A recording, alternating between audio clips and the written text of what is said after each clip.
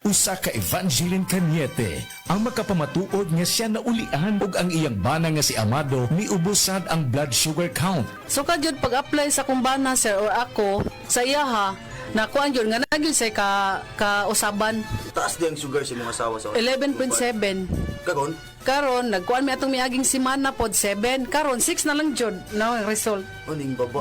Baba na. Gikan mo ko diha. Magparagis bila-bila herbal capsule na. Sa Paragis Bila-Bila, dili na ka mag-agwanta pa. Guya t-shirt, Happy Mart. Blouses, Happy Mart. Underwear, Happy Mart. Sapot sa kabataan, Happy Mart. Pantalon, Happy Mart. HAPPYMERT, Happy Mart. Abli na ang Happy Mart Magtan, dul sa Bagtan, Newtown. Ako si Radyoman Buin Alguno. Kining balita hatod kanato sa Paragis Bila-Bila Herbal Capsule na ilhan isip herbal nga kapsula nga makahatag og daghang benepisyo sa kalawasan.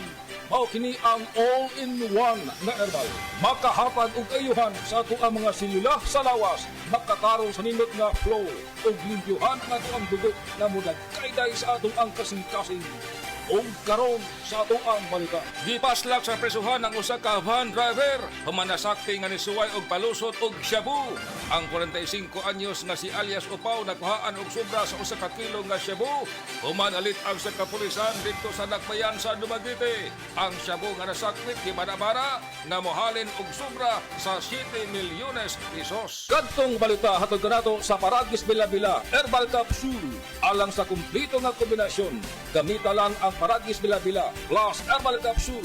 Paragis Bila-Bila Herbal Capsule na uban sa pagpantabi sa Paragis Bila-Bila Herbal Coffee o ang pagpaghaplas sa Paragis Bila-Bila Liniment Oil. Gama sa JFMQ Marketing.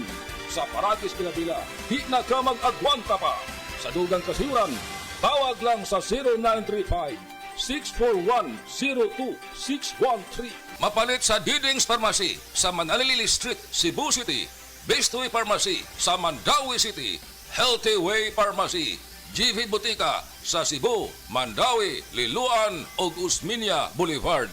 Mapalit usab sa GY Pharmacy sa 32 Usmeña Building, Usmeña Boulevard, Cebu City. Ako si Radyoman Buin Alguno, Tatak RMN.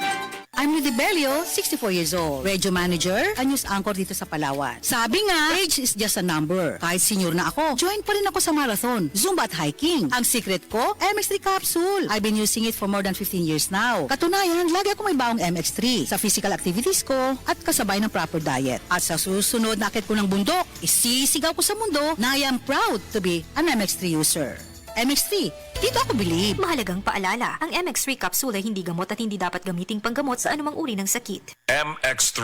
Tunay, natural, at original. Mga pre, real talk sa ta. Kay nung pa ka sa imong kusog sa una? Sa una sayon ra kayo nimong himuon ng mga butang nga di kayahon sa uban. Unya karon, di na kaingon anak kakusgan. Sigurado jud ni nga naagianan nimo na. Kato mas batanon pa ka, ingon kang di pa kaandam. Unya sa edad nimo ron, itandi na imong abilidad sa uban, labi na sa mga mas bata nimo. Sa pagkatigulang sab, di na nimo mahimo imong mga kayang himuon sa una. Pasabot, kulang na imong kusog para sa mga ubang butang nga gusto pa nimong himuon. Kinahanglan nato ang kakusog nga makalahutay. Maong garibikon ko kada adlaw, ang Ribicon Forte adunay muscle building amino acids. Aron ang kusog nako adunay ikabaskog pa. Siyempre, uban ang saktong kaon o exercise. Karon mas kusga na akong lawas. Maong sigurado ko nga kaya na kong himuon ang maski unsang ambisyon kada adlaw. Kay naay 30 pieces sa usa ka box. Sakto para sa usa ka bulan. Sa Ribicon Forte, ang imuhang kusog, doon na pa ikabaskog. Kusog para sa kalawasan, buot hasta sa imong ambisyon. Mauna ang kusog nga makapabaskog nimo. Ribicon Forte. Multivitamins, minerals, and amino acids is a generic name of Ribicon Forte. Diabetes, usa ka sakit nga lisod ug delikado sa atong mga lawas. Tungod aning pwede ka mamatay sa komplikasyon sa kasing-kasing, kidney, atay, ug uban pang mga vital organs sa atong lawas. Sukla nato ang diabetes. Mag-life extension vitamin D3 na mo. Rekomendado sa mga medical doctors. Makalit sa mga butika.